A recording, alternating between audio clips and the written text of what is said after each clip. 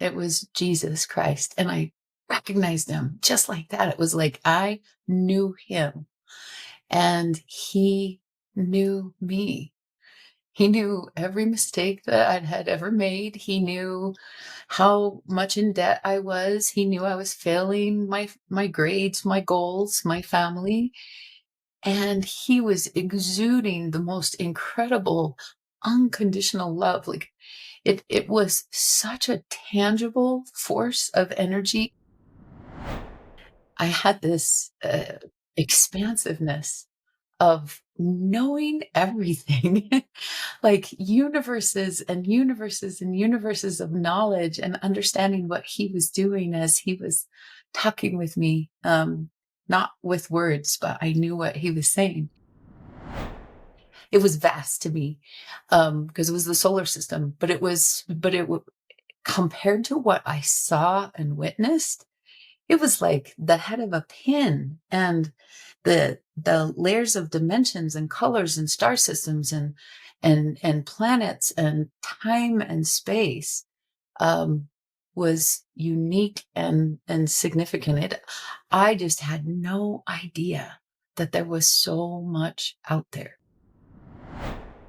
Did you feel that he cared what you believed at the time about him? That's an interesting question. No one's ever asked me before. I have to say that this is one of the most satisfying and inspiring Q&A sessions I've ever had with a guest. I just love all of the information that you are sharing. We have covered a lot. You're just extraordinary in your energy. Curious and calm and so loving is extraordinary. You're one of the best hosts I've ever had an opportunity to witness. So thank you for your gifts. This is Beyond with Heather Tesch, where we examine near-death experiences and life itself, hopefully making this life a little better. Hello, everybody. Welcome. I am so happy you are here today, and welcome to my guest, Bridget Cook-Burch. Hello, Bridget. Hello, Heather. So delighted to be here. I am so excited to have you here. You have a really extraordinary, life-changing near-death experience, and I'm really excited to share it with everybody today. So I guess let's just jump right in and tell us all about your near-death experience. Well, thank you. One of the things that has become so clear to me since my near death is the importance of stories. And so I'd like to start with the story I was telling myself as this near death approached. So I was headed down a very narrow canyon. I was a college student. I was working 3 jobs and going to school. And Heather, I was failing everything. My life felt really shattered. I didn't have any stability. I used my last $5 from a tip I'd made as a waitress the night before to put gas in my truck to head to my mom's. And I was so sick and I didn't know what was wrong, but I was shaking as I'm headed down the canyon. And now I know I shouldn't have been behind the wheel, but I was that sick that I was in surrender and I wanted my mommy. And there were 2 parts of me that were warring. One that wanted that nurturing and affection, and the other that just knew I was going to disappoint her because I was failing in school. My grades were complete crap at the time. I was in a horrendous amount of debt, was having trouble making my truck payment and still working my tail off. But I was in a community that, was just this kind of roughshod, mostly blue collar community and just not making ends meet. So I felt like I was such a failure. And it was difficult even to walk up to her door and knock. And she took one look at me and I was much worse off than I knew. I'd lost 30 pounds in 3 days and I'd been a bodybuilder and a runner. I didn't have 30 pounds to lose. And she said, I need to get you to the doctor. And so she ushered me into her car. We went to the doctor where I collapsed. And fortunately, it was right next to the hospital in Brigham City. And they put me in for emergency surgery right away. And when they cut me open, they found sepsis. I had ulcers and fissures in my colon. From all the stress and other issues that were going on, I was just full and full of sepsis. And so they pumped out pints and pints of this infection from my body. And I was so emaciated, they put me on what's called subclavian, because they couldn't get even an IV in. So they had to do it close to my heart. And they put me on the IV, but then also 6 or 7 different kinds of intravenous antibiotics. And I just remember waking up from surgery and see these, hanging near my bed. And the nurses would come in and out, and I was spiking really high fevers, even with the antibiotics. And a couple of days progressed, and they were really upset because the antibiotics didn't seem to be working, and they weren't sure what was going on. And none of us knew that one of the antibiotics was killing me. So my mother had stayed by my side so much. Um, and I'm really grateful for her prayers. I believe in intercessory prayers because of that. Uh, Also, there was a woman that was my roommate next to me, and I'd never met her before. And we mostly have this curtain between us. And she was getting ready to go into surgery, and her husband and she started reading from what's called the Big Book.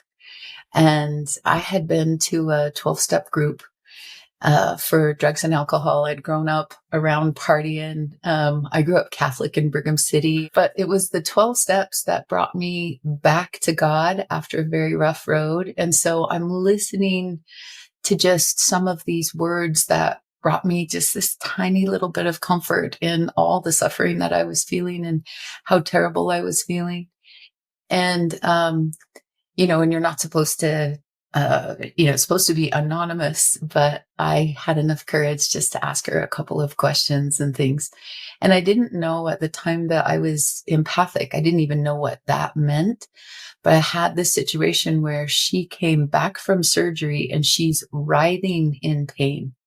And she had the old fashioned gallbladder surgery, and she could feel every cut and every stitch. She's behind the curtain, and there's family back there. And I could feel her pain in my body. And I'm very uncomfortable, and I'm writhing a bit on my bed. And I felt so bad for her.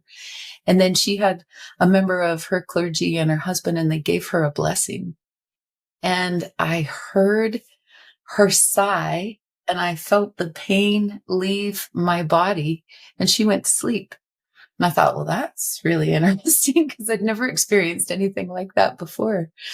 But in the meantime, I was growing sicker and more frail. And I fell asleep for a while. And then it was about 2 o'clock in the morning. My mom had gone home, and I heard these 2 nurses outside in the corridor, and they're discussing she's not going to make it until morning, and we better call her mom back. And Heather, I still get emotional thinking about it because it was like I knew that I had not fulfilled the measure of my creation. I knew that there was something I had come here to do. And it wasn't necessarily part of my Catholic upbringing, even when I had thought about becoming a nun. But it was like there was a purpose on this planet that I had, and I hadn't fulfilled it. And I just remember being so sad because, when you're listening to medical authorities and they're saying, she's dying, there's nothing we can do. I just was crestfallen, just shattered. And then Linda said, hey, Bridget, you're dying, don't you? And I said, yes. And, um, and then I kind of had one of those like Mack truck moments where I said, hey, can anyone have one of those blessings? And she said yes, and she calls her husband on the phone, and he and another clergy member, they come in and they gave me a blessing. And different than the priest who had visited me that particular day, who I loved and adored, but I had this strange sense of peace that came over me for a little bit. And then I fell asleep. And a little bit later, I awoke to the most incredible light in my room. It was still to this day, and I love words, but to describe the light and love that was in my room was absolutely incredible. Um, this this appearance, it was Jesus Christ, and I recognized him just like that. It was like I knew him and he knew me. He knew every mistake that I'd had ever made. He knew how much in debt I was. He knew I was failing my grades, my goals, my family. And he was exuding the most incredible unconditional love. Like it was such a tangible force of energy in the room that everything in the room was vibrating. I looked at I'm in a hospital gown, but I'm looking at the cells of my arms and my hands, and they were vibrating. The metal tray table that was right there by my bedside, it was vibrating, like every single atom in the glory of his love was vibrating with that unconditional love. I had never experienced anything like it that I could remember. And, I had these incredible adoptive parents, and they were just wonderful and very loving. But this was a level that I had never experienced. And it changed me, totally changed me in the moment. And I sometimes again, words, but um, there was this moment of letting go and allowing for his love to permeate me. And there was a moment, and it's not like other people's experiences very much, but a moment where I came out of my body and I was watching my body and watching him. And um, I had this expansiveness of knowing everything, like universes and universes and universes of knowledge, and understanding what he was doing as he was talking with me. Not with words, but I knew what he was saying. And then I was back in my body, and that wasn't easy. But I was still in his presence. So that's all that mattered. I wanted to be there forever in his presence. And he told me he was giving me a second chance at life. And I knew that I would live. And it changed everything. So I fell asleep. My fever went down. I awoke very early in the morning. They come in all the time, the nurses, and this nurse is wheeling in more of these intravenous antibiotics. And I looked at her and I said, "Hey, I can have every single one of these, but I can't have this one." And I pointed to a particular antibiotic, and she just looked at me like I was a French fry shy of a Happy Meal. She's like, "Girl, I don't know what you're thinking." She said, "But we thought we were going to lose you. These are the only things that are saving your life." And I said, "Not this one. It's killing me."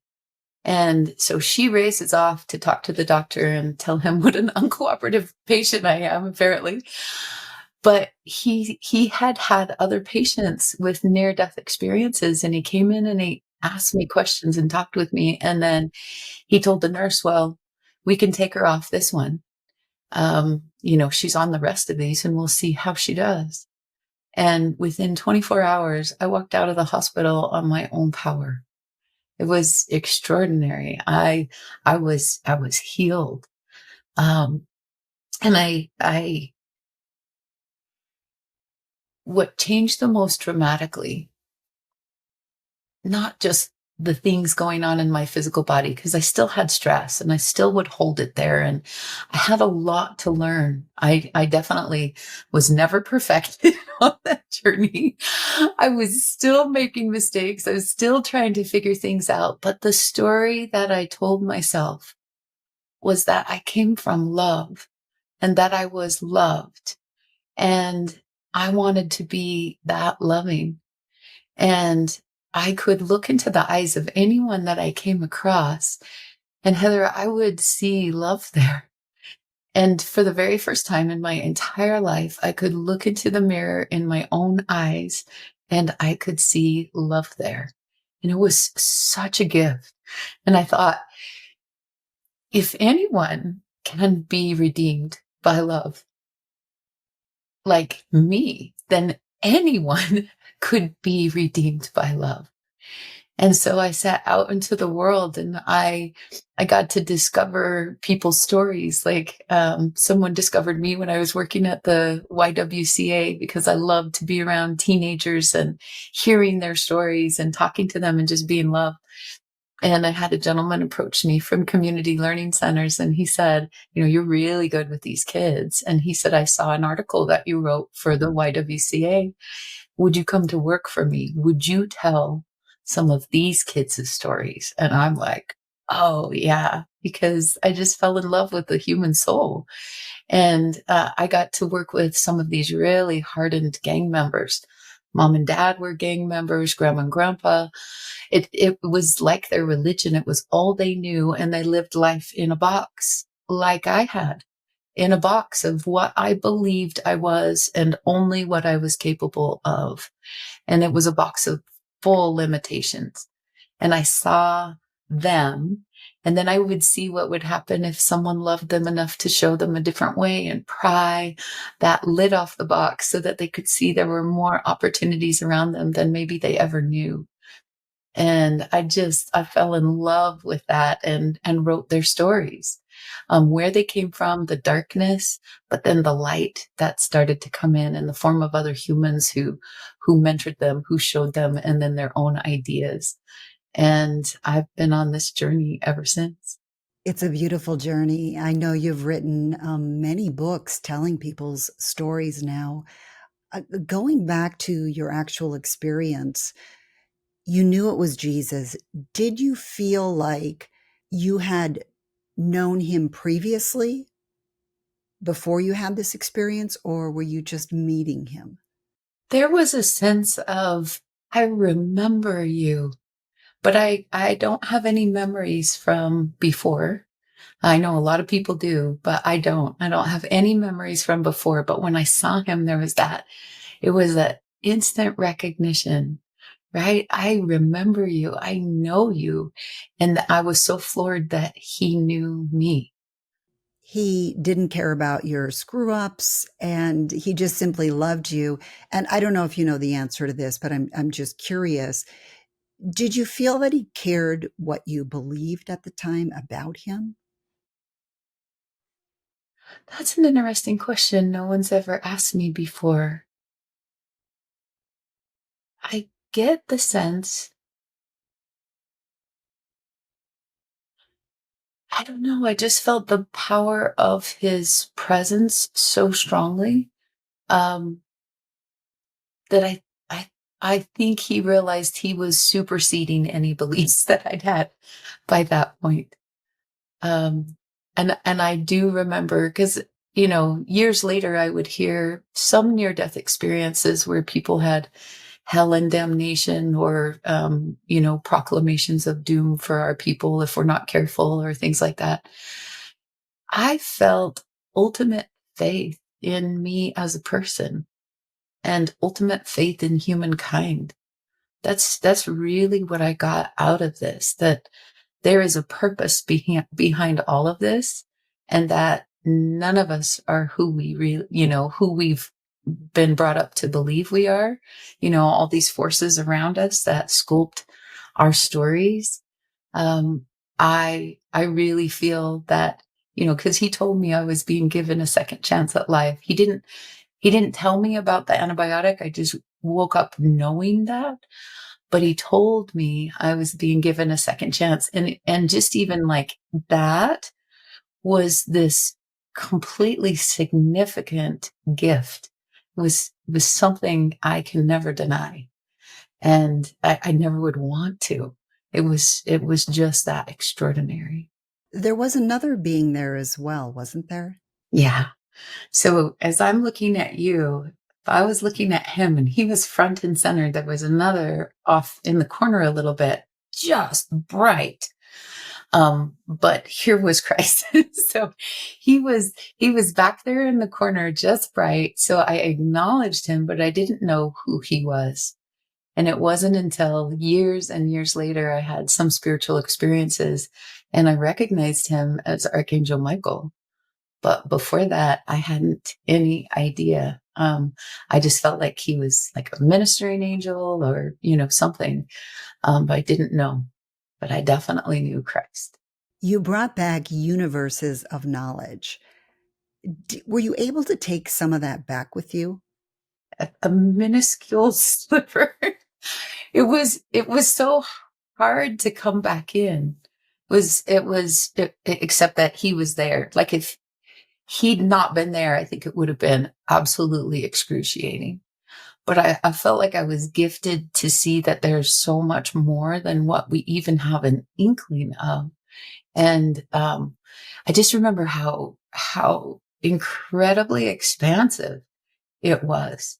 But when I came back, like the next day when I woke up, I remembered these things so clearly and was so moved by each thing. But there was such a longing, a yearning to know all that.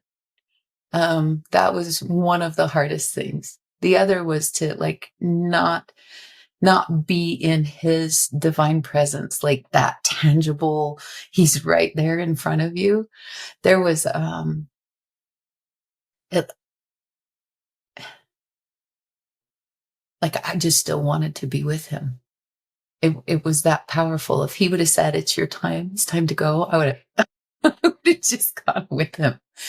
Um, but yeah, sorry. From time to time, I have this loss of words to be able to explain. So I love that you ask really great questions. Well, thank you. As your consciousness expanded, I believe I heard you said at one point that you could see other dimensions and you could see backwards and forward in time. Is that correct? And if so, can you explain that a bit more? Um, I read a book recently about how the universe is still expanding. And that was the first time that I had seen words put to the experience that I had.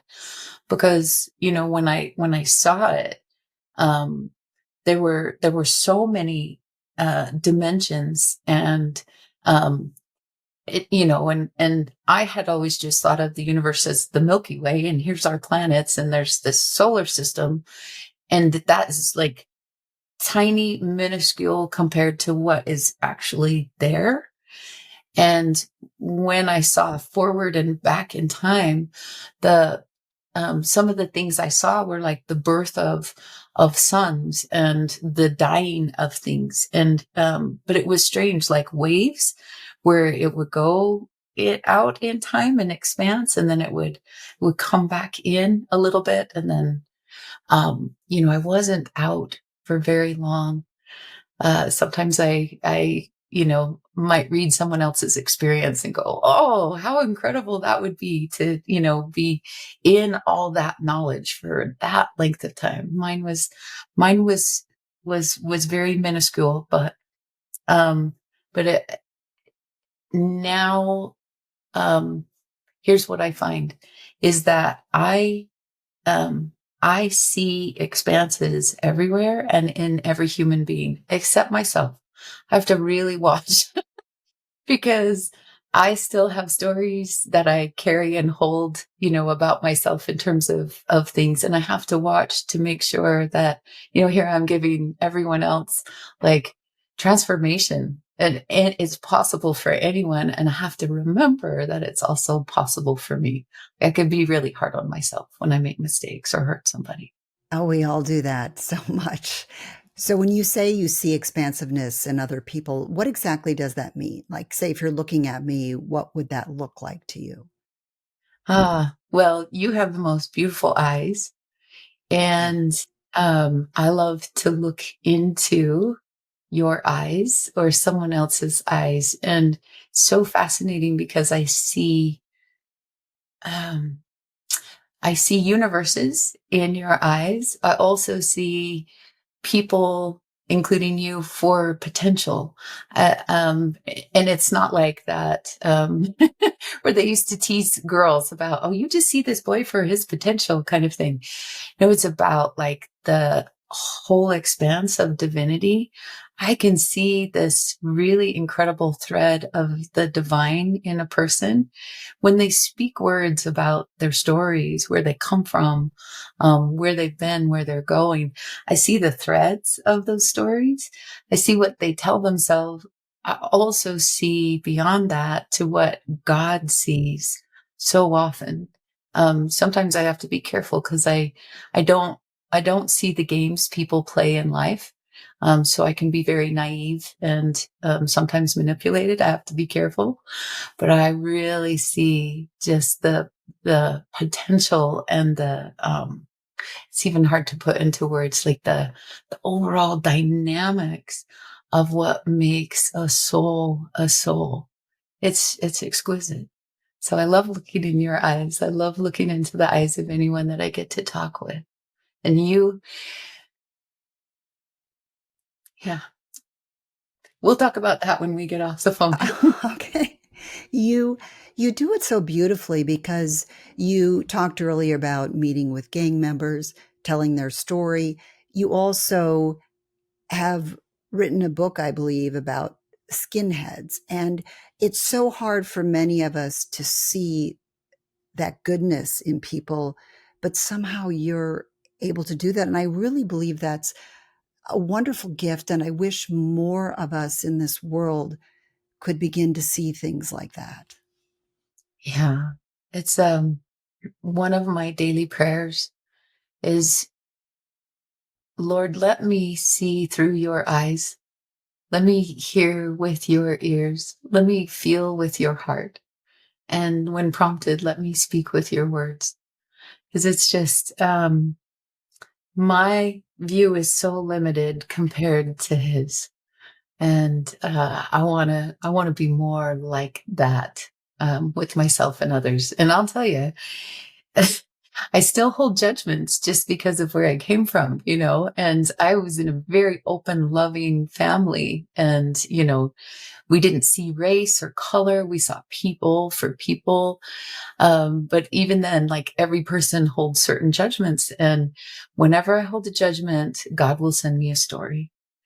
So I've written about skinheads. I've written about the daughter of a serial killer. I wrote about a woman who was the 19th wife of 65 women and how she overcame her cult upbringing and brought Warren Jeffs to justice. Um, I've written about when God has more faith than your doctors. Like there's these just incredible stories, and I feel like uh, because of what was gifted to me in my darkness, that I have the ability to walk with anyone in their darkness, but also see that, that what we call in writing, the conflict character arc, like what is truly on the other side of being a victim to the victor of our heroes or sheroes journey. And then I sometimes can see beyond that someone might not even know about themselves yet. It's so glorious to witness when someone unfolds like a lotus before me, and I watch them as they grow and understand the love of God more, understand themselves better. And some of the most extraordinary stories, I feel like the darker people have experienced trauma or other things is the bigger their pendulum swing to light on this side. They have the ability to hold more light. Doesn't mean that it's not available for everyone. It is, but their pendulum is bigger. So their vast experience shows them this dualism, this incredible dichotomy of what is possible for each one of us. It's really it's miraculous and sacred to me. I really love that because one thing that saddens me about our society is I see how we have stopped loving people that believe differently than us. And I always think if you can love those people, you're going to make so much more progress together than when you decide that you can't, you have to hate somebody just because they have different thoughts than you do. And we all are products of everything that's happened to us in our life, and that has brought us to our beliefs. But together, we can help each other along. I would agree with that, Heather. Can I share a story? Yes, please. So I have this like beautiful ability to put on inspired writers retreats, and I have people that come from all around the world. And a couple years ago, things were very divisive then, and there were the sides of the aisle like we're seeing today. But it was so interesting because I had all these people come in, and I just kept looking up, going, "Okay, God, I don't know what you're going to do with these people, but I'm trusting 100% in you," because there were some that were very specific, super engrossed on the right and super engrossed on the left. And even when they were talking to me in their one-on-ones and other things, I'm like, yeah, this is going to be an interesting retreat.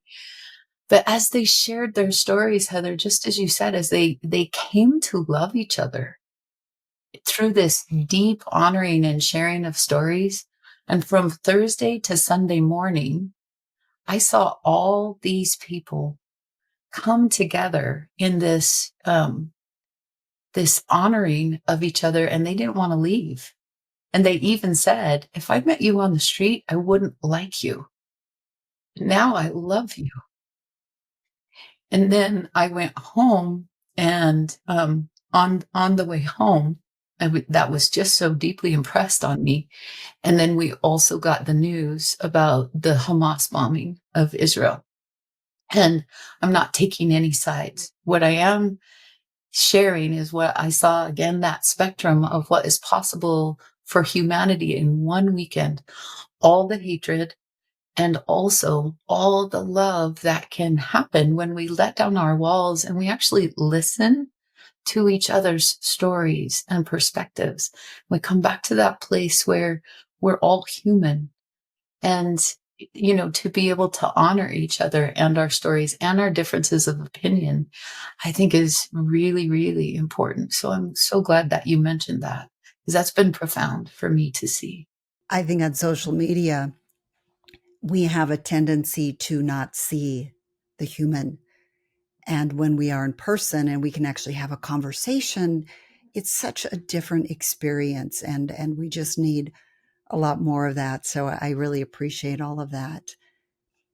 You also talked about a bit earlier, you were able to see other dimensions. And I talk about dimensions a lot on this channel, but then I go, well, what is another dimension? So, what exactly are you seeing when you say you saw into other dimensions? Yeah.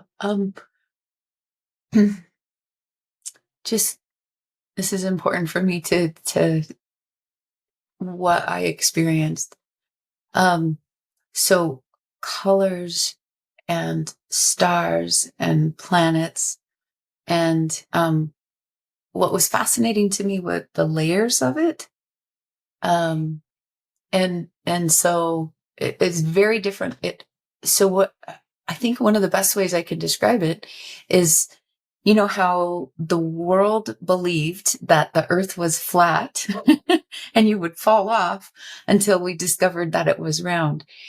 In my limited view of what was possible, the solar system was just this, like, it was this small, it was vast to me, because it was the solar system, but compared to what I saw and witnessed, it was like the head of a pin, and the layers of dimensions and colors and star systems and planets and time and space um, was unique and significant. I just had no idea that there was so much out there. I didn't. I was that limited. So it definitely blew me out of the water.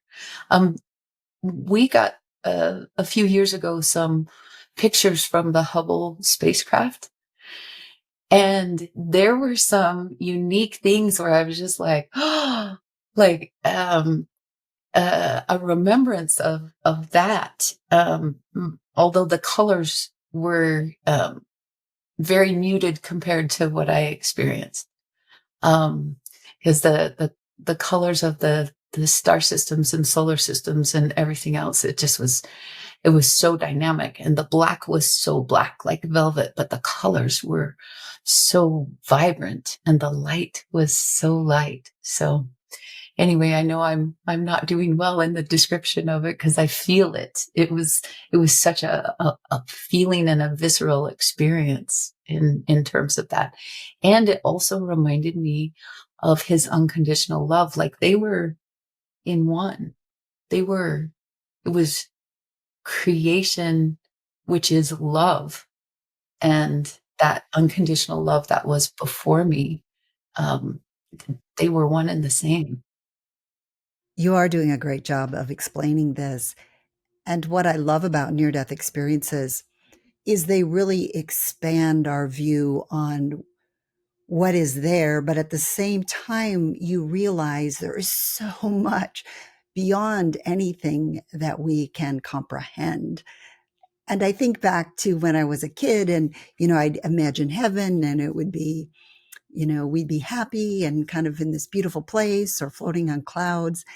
And, you hear near death experiences and they're all so different. And it's because to me, it seems now there are just infinite possibilities and there is just so much more than our brains can even fathom.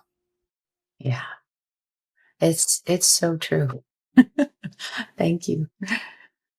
You were able to see love in yourself and others, which I love because so many of us look in the mirror and we can't see that. Yeah. But Jesus came to you in a vision a few years ago, and I guess you needed a little bit of a reminder on proving yourself worthy. Can you tell us about that? Share that experience with us? Yeah. I've hardly shared this because it's so tender and so sacred. But I did have I kind of was at this place in life where um I felt like I was, that measure of my creation. I felt like I was failing in that. Like I wasn't doing enough. I wasn't giving enough. I wasn't, expansive enough in terms of what I felt like I could or should be able to do with the gifts that I'd been given in this second chance at life. And and it was a very low for me. And in terms of like worldly success, I'd had these books that had come out. I was building a company. I was able to work with extraordinary people, but there was like this um little piece of black coal inside of me that somehow was supposed to be made into diamonds. uh, you know, there was something big that I thought that I was supposed to do and be and all of these things. And I was negating anything that I had done, but also I didn't realize that I was telling myself a lie. And when he came, he let me know undeniably that I had been lying to myself. And it was like, oh, from the very core of me, it was like, that's not true. I wanted to fight back. I wanted to defend it. I wanted to, and he's like, you lied to yourself. He said, when I came and I gave you a second chance at life, you said to yourself that there had to be something worth saving. And suddenly you set off on a course to prove yourself. And Heather, it was, you see in the whole comedies of like, it hit me like a wall. Like the recognition of all the years of trying to prove myself worthy for that second chance, all the years of wanting to be worthy of that love again, wanting to make sure I did everything with the gift he gave me. And I was putting limitations on his love. And I got a very strong sense that whether I was sitting on the couch eating bonbons and watching TV or doing what I was choosing to do, that he would love me the same, that there wasn't a hierarchy of his love, not for me and not for anyone. It's just simply unconditional. And the joy of him seeing us experience what we get to experience as part of his creation is unfathomable. But I had lied to myself. And so all of a sudden I even felt adrift. Like, well, if I'm not this person who has to unconsciously prove, then who am I?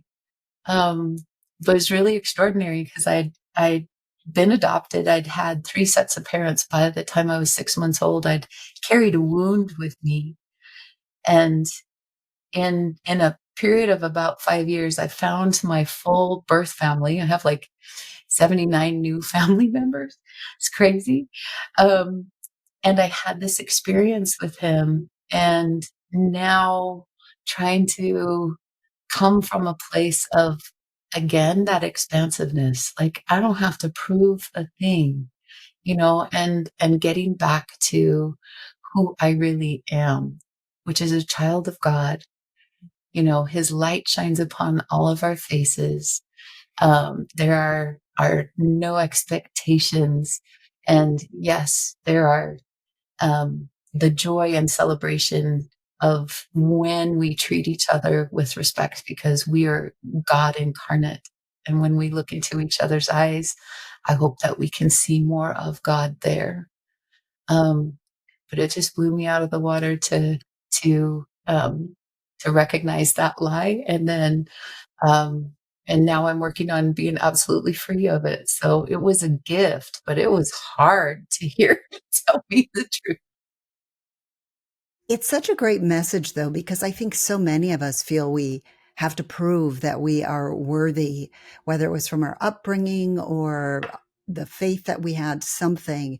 And it's such a great reminder to know, no, we are loved no matter what, even when we sit on that couch and we just eat bonbons.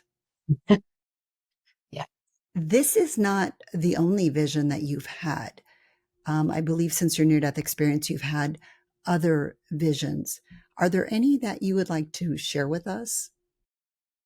Um, I will I will share one that I think has to do with some of the topics we've been talking about. The place that we hold each other sometimes, the judgments that we hold.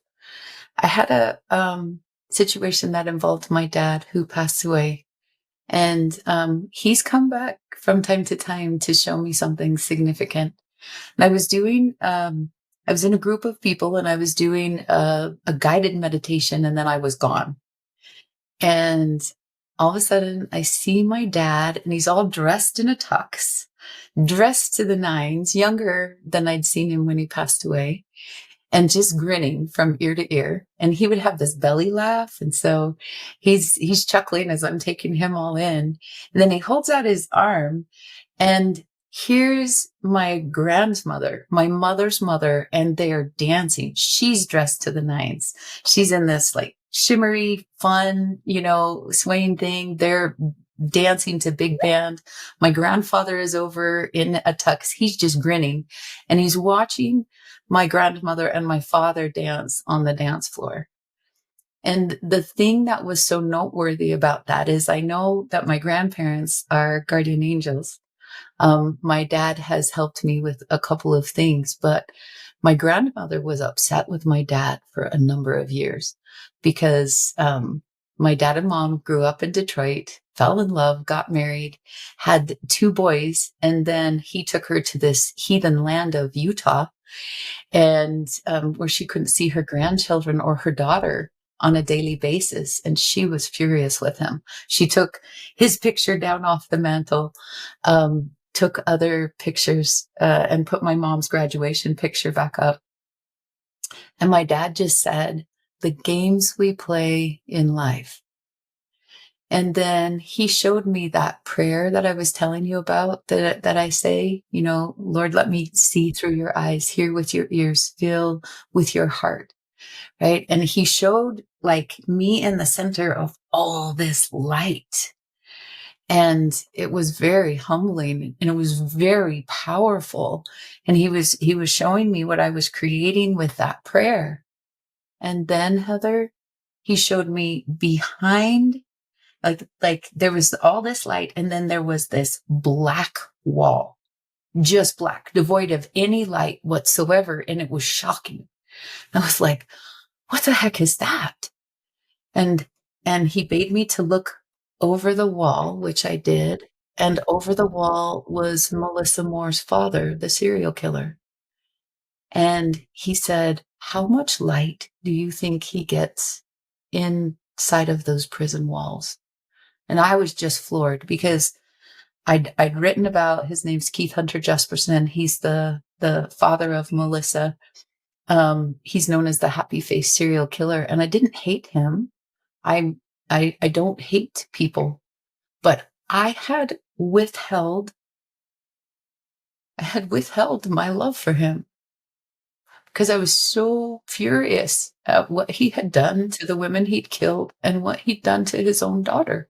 I was furious. So here I have this prayer of light and love for everyone except him. And so it was shortly after that, I was in Texas in a courtroom or getting ready to walk into a courtroom when they marched Warren Jeffs from one room into another. And I remember looking for light in his eyes. Like I didn't have respect for the man. I still don't have respect for the man and what he's done to destroy 500 families, and he's a pedophile. But I did look for light. And I know I have more work to do on the planet because it's still easy sometimes for me to not love like Christ did. I still can withhold. And so I seek on a daily basis to be more like what I experienced right in front of me and what he has shown me time and time again, including in that situation where I didn't have to do anything to perform for his love. Again, it's so important because when you are learning, we even need to love those people. How much more does that mean? We need to love our neighbors, somebody that disagrees with us, somebody that really irritates us. Um, I really just think that that's the message that ultimately will change humanity. I believe so too, Heather. And I'm so grateful that you are one that gives voice to that very pure knowledge and that very pure light. Thank you. And it doesn't mean I'm always good at it, but I know that that really is what we all should be seeking. You've had some of these visions, and I'm curious, what do visions in general tell us about our connection to this other realm? Mm. Well, I will tell you, like the experiences that I've had with that, like Jesus in the hospital, more real and tangible to me than any other experience I've ever had. Um, when I am blessed to have additional visions, again, it's full of, dare I say, like these universes of knowledge. But it's usually in some sort of code, usually in some sort of mystery for me to figure out, or a lesson that is finally coming to fruition. Like, how much love does that man receive behind the walls of his cold prison cell?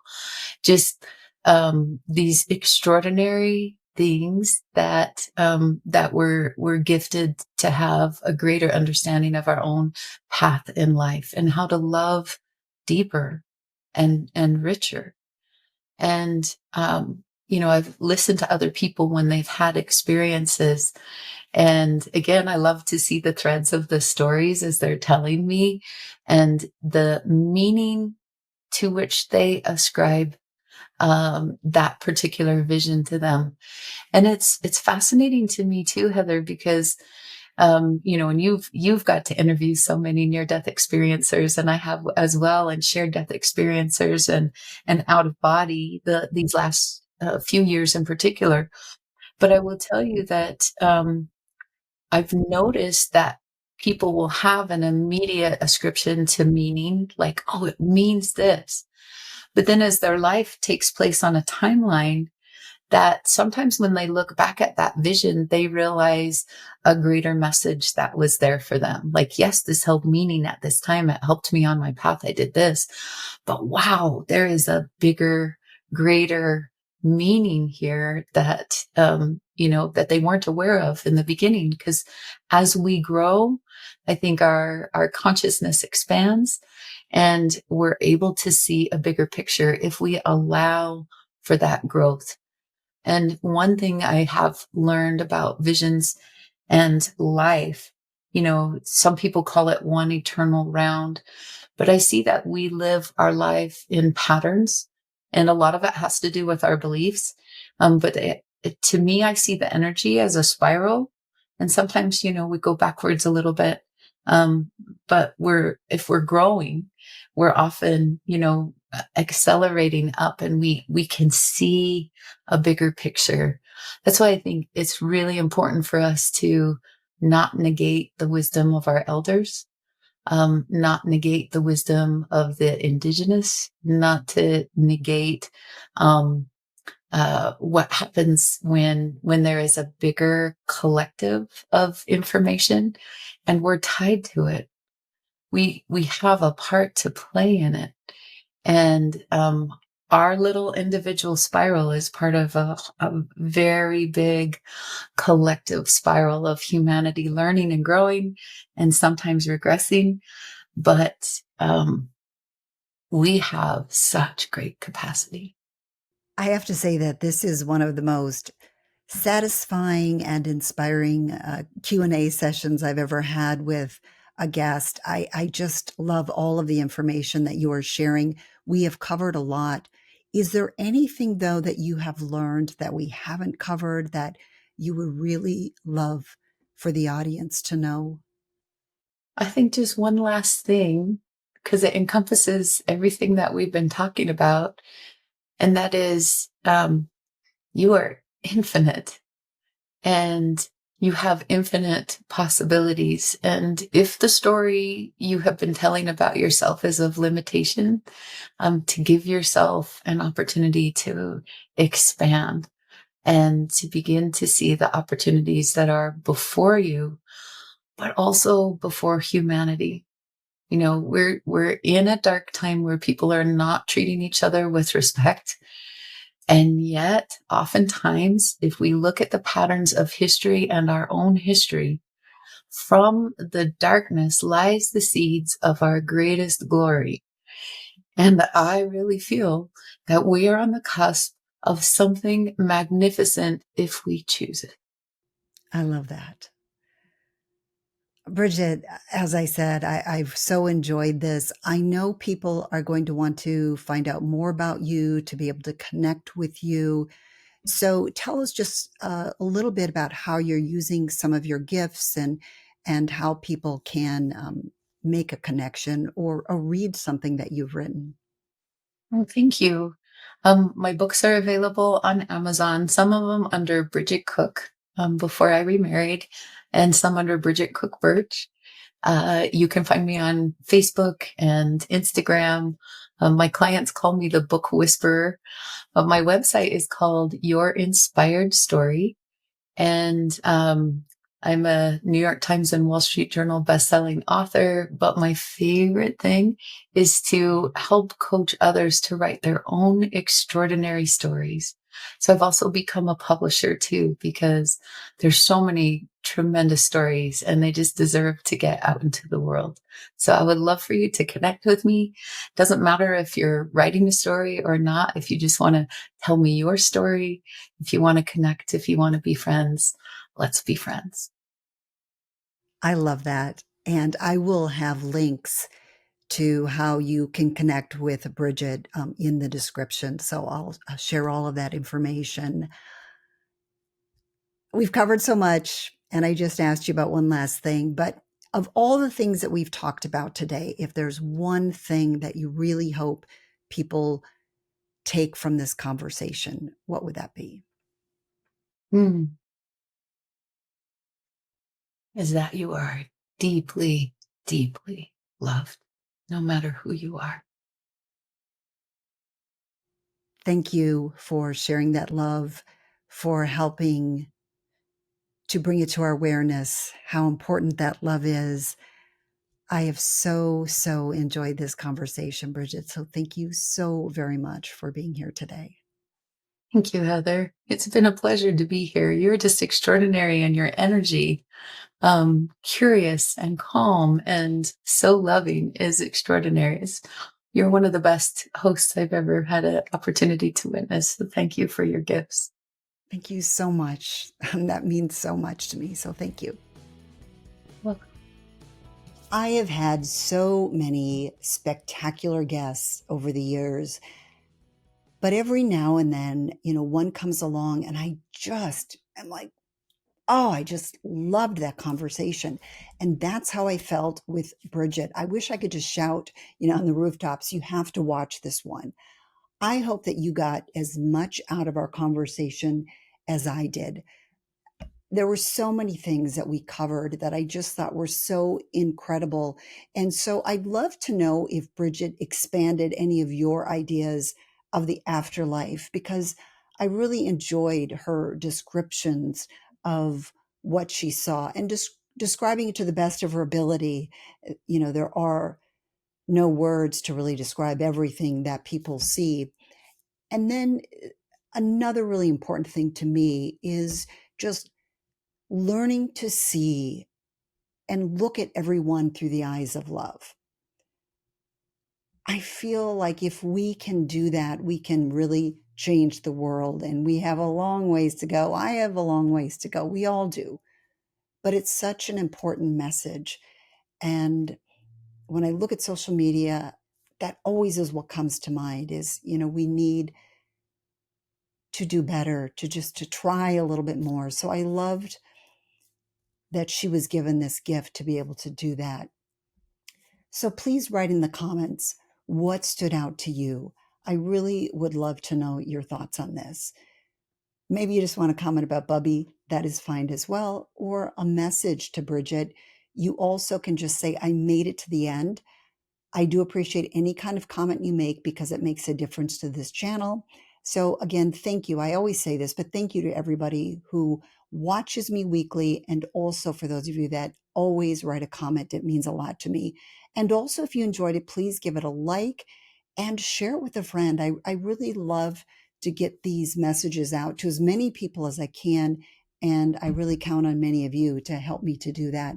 So thank you so much for all of you that do. I will have information in the description on how you can connect with Bridget and learn more about her and her books. So please make sure to go to the description and check that out. In the description, I'm also going to have some information there about an upcoming conference that I think is going to be really neat. And so I just want to mention it briefly in case some of you are interested. It's going to be in February 20th and 21st. It's in Dallas, Texas. And it's almost like a mini IANS. It's called the Truth Tellers Conference. And it's going to be about near-death experiences, miracles, and then also the power of telling the truth, to look at our truths. So I think that is going to be really amazing, especially when you hear about some of the speakers that are there. I have heard these speakers in person and it's incredible. Now they've been on my show and that's great, but just to see them in person and to hear them speaking is really powerful. So Vinnie Tolman will be there. Scott Drummond is going to be there. Jeff Olson, also Cara Marlene and Barbara Bartolome. I love all of them. They are genuine and sincere people, and they have such incredible messages. So that's something you may want to check out. Again, that's all in the description. You can also go to the description and, find out more about ways to support me. But as you know, your comments, your likes, but also I do have memberships now. And some of you are joining my memberships. Thank you so much. It's just a small way that you can support me each month. And I do try to give you some special things like some behind the scenes photos and that kind of thing. So you can consider that. And then also you can buy merchandise, and that's another way to support me and also to kind of spread the word about what I'm doing here. So thank you for all of you that are doing that. But as I always want to say, no obligation. The most important way you are supporting me is just coming here week after week and always leaving a comment and a like. All of that means so much to me. So thank you so much, everybody. Please come looking for me each week because I have a new amazing guest every single week. And you can just go to Beyond with Heather Tesch and you can find the new episode there. And if you click on the word videos, that's how you can find all my past videos. I also always have a link in the description where you can click on that to go to all of my past episodes. And there's so many great ones, and you might want to just go check out some of those as well. Thank you, everybody, for being here today. I hope you have a fantastic day, and I hope to see you in the next episode. Thanks for joining me on Beyond with Heather Tesch. Please add comments and questions you'd like future guests to answer. Also, if you liked what you heard, please hit the thumbs up button and subscribe. That'll help keep this podcast going. You can also go to Beyond with Heather Tesch to look for more episodes.